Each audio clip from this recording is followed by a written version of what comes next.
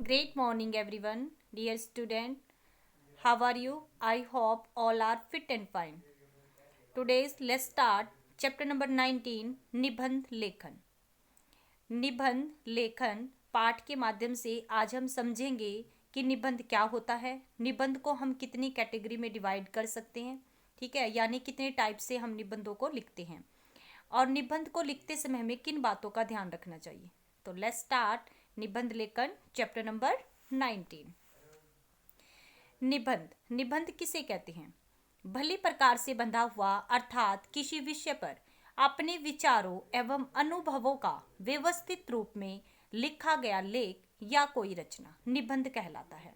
Okay, यानी भली प्रकार से, भली मीन्स अच्छी प्रकार से बंधा हुआ, ठीक है, अच्छी प्रकार से बंधा हुआ अर्थात किसी विषय पर, यानी कोई भी एक विषय ले लो, जैसे निबंध है मेरी माँ।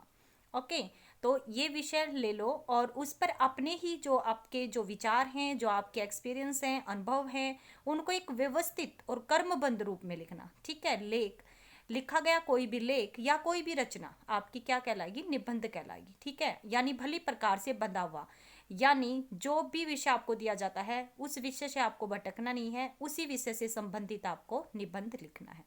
ओके, नेक्स्ट देखिए सभी। निबंध मुख्यतः 4 प्रकार के होते हैं। फर्स्ट होता है वर्णनात्मक निबंध, ठीक है, यानी फोर कैटेगरी में हम निबंध को डिवाइड करते हैं, ठीक है। फर्स्टली वर्णनात्मक निबंध। वर्णनात्मक निबंध के अंतर्गत ऐसे विषय आते हैं जिनमें विषय विशेष के बारे में विस्तार से वर्णन किया जाता है, जैसे किसी मेले, त्योहार, ऋतु आदि का वर्णन करना। ओके, वर्णनात्मक निबंध में यानी हमें कोई भी विषय दे दिया जाता है, उसको हम विस्तार से क्या करते हैं? उसका वर्णन करते हैं, उसको डिस्क्राइब करते हैं बिल्कुल विस्तार से। जैसे आपको किसी मेले को डिस्क्राइब करना है, कोई भी फेस्टिवल, कोई भी त्योहार है, जैसे दशहरे का, होली का, दीपावली का त्योहार, उसको डिस्क्राइब करना, या कोई भी ऋतु, ठीक है, जैसे बसंत ऋतु, ग्रीष्म ऋतु, शीत ऋतु आदि का वर्णन करना। ये इस प्रकार के जो निबंध होते हैं वो आपके क्या कहलाते हैं? वर्णनात्मक निबंध। ओके, तो नेक्स्ट देखिए, यहाँ पर आपको दिखाई दिया है दिस इज ये जो फेस्टिवल होते हैं आपके, ठीक है, दिस इज फेस्टिवल GIF, ठीक है, जैसे दशहरा फेस्टिवल। ओके, यहाँ पर रावण को जलाया जा रहा है, ठीक है। तो हम कोई भी त्योहार से संबंधित यदि कोई निबंध लिखते हैं तो वह हमारे वर्णनात्मक निबंध होते हैं। और सेकंड जो पिक है वो है आपके ऋतु वर्णन से संबंधित, ठीक है। यहाँ पर सभी प्रकार की जो आपकी 4 प्रकार की जो ऋतुएं होती हैं उनको डिस्क्राइब करना, वो भी सभी क्या कहलाती हैं? किसके अंतर्गत आती हैं? वर्णनात्मक निबंध की। ओके, नेक्स्ट पॉइंट सेकंड है विवरणात्मक निबंध। अब विवरणात्मक निबंधों के अंतर्गत ऐसे विषय आते हैं जिनमें विषय का विवरण दिया जाता है, जैसे विशेष स्थानों, स्मारकों, घटनाओं, यात्राओं का विवरण प्रस्तुत करना। अब विवरण यानी उनको ना जो कोई भी विशेष आपके जो स्थान है, प्लेस हैं, स्मारक हैं, जैसे घटनाएं हैं, स्मारक हैं जैसे कि लाल किला, ठीक है, this is the GIF of Lal Qila. यात्राओं का वर्णन प्रस्तुत करते हैं, ठीक है, उनका विवरण देते हैं कि उनके जो हमारे फेमस जो प्लेस हैं या फिर आपके जो स्मारक हैं, ठीक है, जो फेमस बिल्डिंग्स वगैरह हैं, जैसे ताजमहल का विवरण देना, ठीक है, कुतुब मीनार है, लाल किला है, उनका विवरण देना, उनके पास्ट के बारे में बताना, उनको बिल्कुल उनका अच्छे से उस विषय का विवरण देना ही विवरणात्मक निबंध कहलाते हैं। ओके, नेक्स्ट भावात्मक निबंध, ठीक है, बिल्कुल इजी है। तो भावात्मक जैसे हमारे मन के भावों को जो प्रकट करे वे निबंध इसके अंदर आते हैं। भावात्मक निबंध में भावों का महत्वपूर्ण स्थान होता है, जो हमारे मन की फीलिंग्स होती हैं, ठीक है। इनमें किसी विषय जैसे कि मित्रता, ठीक है, मित्रता पर हम अपने भाव लिखते हैं कि कैसा मित्र हमें चाहिए, ठीक है, मित्रता का चुनाव हमें किस प्रकार से करना चाहिए। ओके, परोपकार है, हमें परोपकार की भावना को अपनाना चाहिए और परोपकारी बनकर मतलब कि हम एक अच्छे व्यक्ति बन सकते हैं। तो ये क्या है? हमारे सभी अपने ही मन के भाव प्रकट करते हैं। मानवता आदि विषयों पर लिखने वाले, अपने मन के भाव को प्रकट करने वाले जो निबंध होते हैं वो इस कैटेगरी में आते हैं, भावात्मक निबंध की कैटेगरी में आते हैं। ओके, तो ये था आपका थर्ड टाइप। फोर्थ टाइप देखें विचारात्मक निबंध। अब विचारात्मक निबंध यानी थॉट से संबंधित होते हैं, ठीक है, यानी हमारे विचारों से संबंधित होते हैं कि हमें विचार करना पड़ता है उन निबंध पर कि हमें क्या बनना है, क्या करना, क्या इसकी लाभ है, क्या इसकी हानियां हैं, ठीक है। वो सब वाले जो निबंध होते हैं वो विचारात्मक निबंध कहलाते हैं। विचारात्मक निबंध में किसी विषय के पक्ष विपक्ष, लाभ हानि आदि के विषय में विचार व्यक्त किए जाते हैं। ये निबंध देश तथा समाज की समस्याओं से जुड़े हुए होते हैं, ठीक है। इसके अंतर्गत आने वाले विषय हो सकते हैं जैसे विद्यार्थी और अनुशासन, ठीक है, यानी विद्यार्थियों को किस प्रकार से अनुशासन अपनाना चाहिए, ठीक है, इसके क्या लाभ हो सकते हैं, क्या हानियां हो सकती हैं, ठीक है। और आतंकवाद, आतंकवाद की तरफ हम जा रहे हैं, ठीक है, तो उसकी हानियां बताना कि आतंकवादी किस प्रकार से नुकसान करते हैं और आतंकवाद की जो रास्ता होता है वो गलत होता है और उसकी क्या क्या हानियां हमें हो सकती हैं। प्रदूषण की समस्या, जैसे आपको ये सबसे ऊपर जीआईएफ दिखाई दे रही है, एयर पोल्यूशन। कोविड-19 मतलब कि एयर पोल्यूशन से ही कोविड-19 में डेथ हो रही हैं, ठीक है।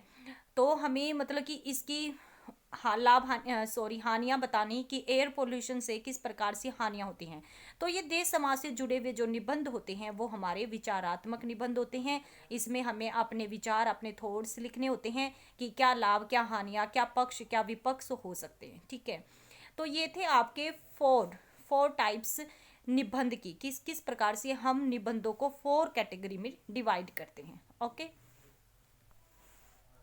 नेक्स्ट देखिए कि निबंध लिखते समय कुछ बातों का ध्यान रखना बहुत ही जरूरी होता है, ठीक है। तो निबंध लिखते समय हमें बहुत सी बातों का ध्यान रखना पड़ता है और इन्हीं बातों को ध्यान में रखते हुए हम एक अच्छा और सुंदर निबंध लिख सकते हैं। फर्स्ट पॉइंट देखिए सभी, निबंध किसी एक उद्देश्य अथवा किसी एक विषय को ही लेकर लिखा जाना चाहिए, ठीक है। अब ऐसा नहीं है कि आपको मित्रता पर निबंध मिला है, ठीक है, और आपने उसके अंदर आतंकवाद वगैरह ऐसी कुछ बातें भी डाल दी हैं कि हमें आतंकवाद से दूर रहना चाहिए, ऐसा कुछ बिल्कुल नहीं। मित्रता है तो मित्रता को ही डिस्क्राइब करना, ओके, यानी किसी एक विषय को ही डिस्क्राइब करना। नेक्स्ट है, निबंध लिखने से पहले विषय से संबंधित जानकारी को उचित ढंग से क्रमबद्ध कर लेना चाहिए। मान लो आज जैसे आपको एक निबंध मिलेगा, मेरी माँ निबंध, ठीक है। तो अगर आप मेरी माँ निबंध लिखना चाहते हो, लिखोगे तो उसको पहले उस विषय से संबंधित अपने मतलब कि विचारों में उसको कर्मबद्ध करो कि किस प्रकार से मैं स्टार्टिंग करनी है, किस प्रकार से आप उसका जो मध्य भाग होता है वो लिखोगे और फिर अंत में आपको क्या लिखना होता है, ओके, वो सब आपको एक कर्मबद्ध कर लेना होता है। निबंध की जो भाषा है सरल एवं सरस तथा लेख सुगठित होनी चाहिए। लेख में मतलब आपकी जो रिटर्न में आप लिखोगे बिल्कुल सुगठित हो। विचार कर्मबद्ध होनी चाहिए तथा आपस में संबंध रखने वाले होने चाहिए। जो भी आप विचार लिखोगे, अपने सेंटेंसेस जो भी लिखोगे, तो वो एक दूसरे से कर्मबद्ध जुड़े हुए होने चाहिए, आपस में संबंध रखने वाले होने चाहिए, ओके। निबंध को व्यर्थ विस्तार नहीं दिया जाना चाहिए, ओके। अब ऐसा नहीं है निबंध को आप एक ही सेंटेंस आपने राइट किया, एक लाइन आपने राइट कर दी और उसी को बार बार डिस्क्राइब किए जा रहे हो, विस्तार दे दिए जा रहे हो, तो ऐसा बिल्कुल नहीं करना है। जहां तक हो सके वर्तनी यानी कि स्पेलिंग्स की अशुद्धियां नहीं होनी चाहिए, यानी जो आपकी स्पेलिंग संबंधी जो अशुद्धियां हो जाती हैं, गलतियां हो जाती हैं, वो नहीं होनी चाहिए। विराम चिन्हों का पूरा पूरा ध्यान रखें, जैसे पूर्ण विराम कहाँ लगेगा, अल्प विराम का प्रयोग कहाँ पर होगा, मोस्ट इंपोर्टेंट, और पूर्ण विराम का प्रयोग कहाँ पर होगा, उन सब चीजों का ध्यान रखें। निबंध में किसी महापुरुष के कथन, ठीक है, मान लो किस महापुरुष है, जैसे महात्मा गांधी है, सुभाष चंद्र बोस हैं, चंद्रशेखर आजाद हैं, तो इनके द्वारा कहे गए प्रसिद्ध कथन या कोई स्लोगन, कोई नारे, ठीक है, उनको भी अगर आप निबंध में ऐड करोगे, ओके, जैसे कि महात्मा गांधी ने कहा था करो या मरो, मान लो स्वतंत्रता पर आप निबंध लिख रहे हो, ठीक है, तो वहां पर ये सुभाष चंद्र बोस ने ये नारा दिया था, तुम मुझे खून दो मैं तुम्हें आज़ादी दूंगा। तो इनके द्वारा कहे गए जो ये फेमस स्लोगन है उनको आप ऐड कर सकते हो। निबंध आपका क्या रहेगा, और भी अधिक इफेक्टिव हो जाएगा, और भी अधिक प्रभावशाली हो जाएगा। कविता या फिर कविता की कोई पंक्तियां, कविता आदि की कुछ पंक्तियां, ठीक है, कविता की भी कोई पंक्तियां आप ऐड कर सकते हो, अथवा सूक्तियों का, सूक्तियां मीन्स मुहावरे हैं, लोकोक्तियां हैं, इन सब इनका भी प्रयोग करते हुए आप अपने जो निबंध होता है उसको प्रभावशाली बनाया जा सकता है और भी इफेक्टिव बनाया जा सकता है। नेक्स्ट लास्ट पॉइंट है, यदि निबंध में संकेत बिंदु दिए गए हैं तो उनके अनुसार ही विषय को प्रस्तुत करना चाहिए। यानी निबंध को जब प्रेजेंटेशन दे रहे हो निबंध की, और मान लो आपको कुछ इंस्ट्रक्शन दे दिए गए हैं, ठीक है, यानी आपको संकेत बिंदु दिए गए हैं, तो उन्हीं संकेत बिंदु को ध्यान में रखते हुए आपका अपना विषय लिखना होता है। ठीक है, मान लो आपको संकेत बिंदु नहीं मिले, ओके, संकेत बिंदु नहीं मिले तो आप अपने हिसाब से स्टार्टिंग में प्रस्तावना लिखोगे, फिर उसका मध्य भाग लिख दो, फिर अंत। ठीक है, तो ऐसे करके आप डिवाइड करोगे पैरों में। लेकिन यदि आपको संकेत बिंदु मिल जाते हैं तो उन्हीं संकेत बिंदु को, यानी संकेत बिंदु का मतलब आपको कुछ इंस्ट्रक्शन दिए जाएंगे ऊपर, और उन्हीं लाइंस को उठाते हुए आपका अपना निबंध लिखना होता है। ओके, आई होप आपको ये चैप्टर अच्छे से समझ आया होगा कि निबंध क्या होते हैं। ठीक है, हमने किया, उसके बाद हमने क्या निबंध को मतलब कि 4 कैटेगरी में डिवाइड किया, यानी 4 प्रकार के आपके निबंध होते हैं, 4 तरह से हम निबंध को लिख सकते हैं। ठीक है, और फिर हमने क्या कि निबंध लिखते समय हमें किन बातों का ध्यान रखना चाहिए। ओके, थैंक यू बेटा, हैव अ नाइस डे।